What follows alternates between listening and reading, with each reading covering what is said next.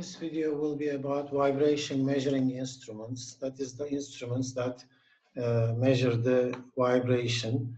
The idea is you have a structure on which you place your measuring instrument, as seen in this box. Basically, the vibration measuring instrument is made up of a mass spring damper system, and connected to it is a transducer, which is shown by this block T here. The motion of the structure is y of t. We want to measure this y of t directly, or we might want to measure the acceleration of the structure, which will be y double dot. If you measure the y double dot, your instrument will be an accelerometer.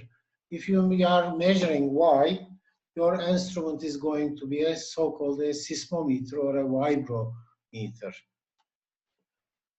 Now let's talk about the details. First of all, when we say a transducer converts a mechanical variable such as displacement or acceleration to an equivalent electrical signal. For example, the strain gauge or a piezoelectric transducer is a transducer that converts mechanical signals to electrical signals. So the transducer is used in conjunction with another device to measure the vibrations, and that device is called the vibration pickup. For example, a mass spring damper system mounted on a vibrating body is a vibration pickup. The displacement of the structure displaces the mass in the pickup. This displacement of the mass with respect to the ground, with respect to an inertial frame of reference, is x of t. That is, the motion of the mass is x of t. But what we can measure is not x of t, but we can only measure the relative displacement. That is, we can measure the z, which is x minus y, and we want to deduce the value of y just by measuring z. So what we are really measuring is z, from which we want to deduce the value of y, or y double dot. That is our aim in the vibration measuring instruments. Now, this is interesting because the base motion theory, which we have seen before in harmonic forcing, applies to here.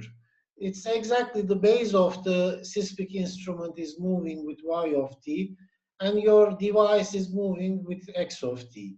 But on the other hand, we are not measuring x of t, but rather the z of t, which is x minus y, the relative displacement.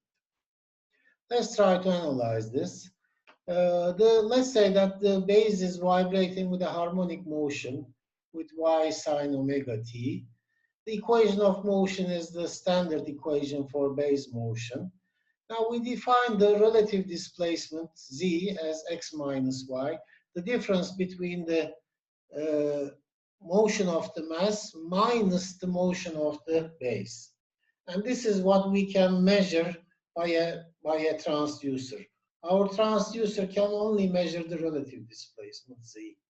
So the equation of motion can be written as, if you take the derivatives of this z equals x minus y, z dot will be x dot minus y dot, z double dot would be x double dot minus y double dot, in which case we can write the equation of motion as follows. mz double dot plus cz dot plus kz equals minus my double dot, because my double dot goes to this side. And since y double dot is y sine omega t, we get m omega squared y sine omega t. Now, as we know, this is again a classical case of harmonic forcing, with m omega squared y being the forcing function. Now, the forcing function is a function of omega squared, so this looks a little bit like the case of rotary unbalance. The solution for z is again a harmonic forcing with a phase shift. And we can write the frequency response of z very easily. This is the amplitude z. which is related to y, and there is an r square in the numerator, as you see. And the phase angle is standard, as we have found in other cases. So we want to, as we have said, our aim is to measure z, and from that deduce the value of y or y double dot. Let's see. Now, the vibrometer, what we said, vibrometer measures y, not y double dot. Vibrometer measures directly the displacement. But what we are really measuring is not y, but z. And if you plot the z over y frequency response, you see such curves as you see over here. And all these curves eventually go to, for high frequencies, go to 1. Which means that if your frequency range at which you measure your displacements is in the high frequency range, in this range, then by measuring z, you are actually measuring y, because there is very little difference between your z measurement and y. So in this region for this device, the very high frequency region is the vibrometer or seismometer range. Just by measuring z, you would be in effect measuring y. And this is where the r, which is omega over omega n, is approximately greater than 3. When the r is greater than 3, you would be measuring y by measuring z. So this range is the range for a vibrometer or seismometer. If you want to measure the displacement in an earthquake, your device has to be in this range. So r has to be large, greater than 2, which means that r is equal to omega over omega n is large. And since omega value is fixed, in order to keep r large, we should have omega n should be low.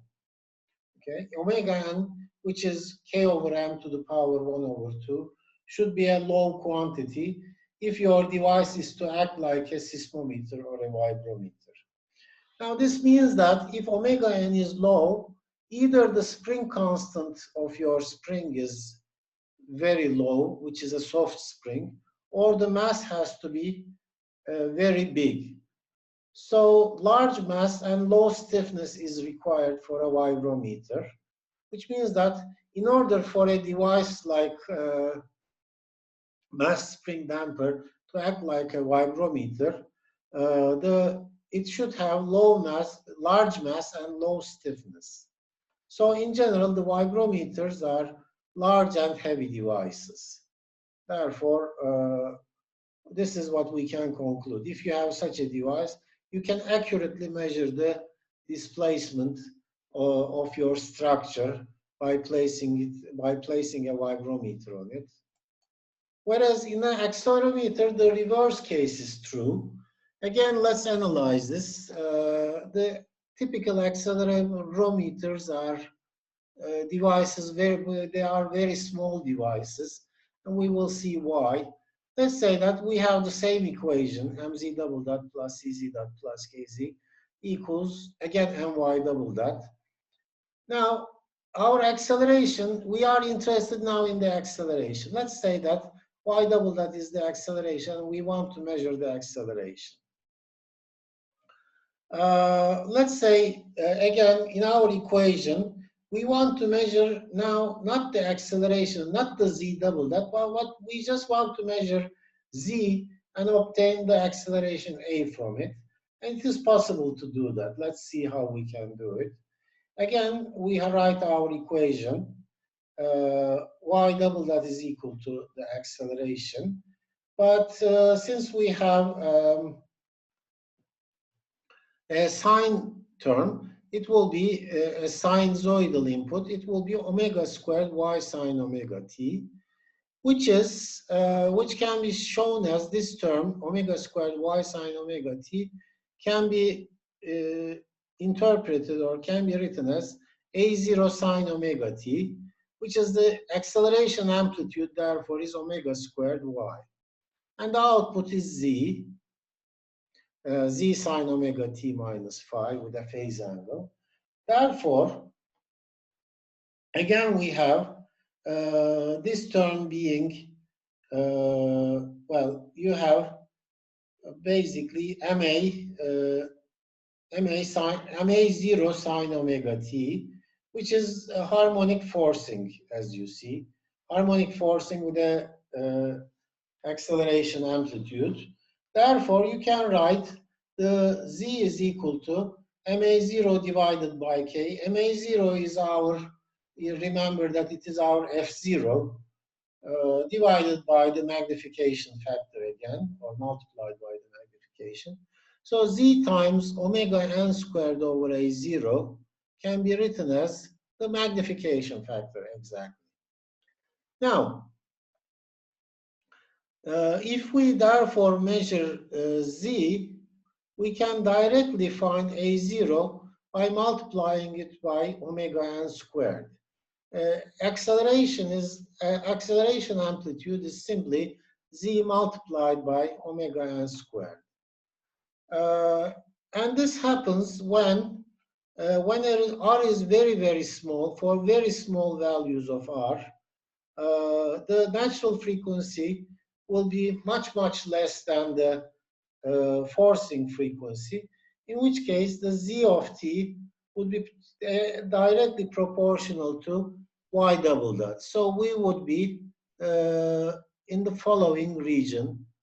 If you are in the region where r is, let's say, less than 0.2, and if your damping is appropriate, like 0.7 or something, your magnification factor, this factor will be exactly equal to 1, in which case, just by measuring z and multiplying it by omega n squared, you will get your acceleration amplitude. I mean, therefore, your device has to be in the low frequency range, in this frequency range. This means that R should be very, very small. R should be less than 0.2, and the damping value is important too. The damping should be around, let's say, 0.7. In which case, if R is small, then omega n, which is R is R omega over omega n must be large, which means that K is large and mass mu should be small. You should have a stiff spring and a small mass. And therefore, the accelerometers are light and small devices, as we see here. An accelerometer that is used, a measuring instrument that is very small. It can be, well, a few centimeters big devices can act like accelerometers. And this concludes the discussion of measuring instruments.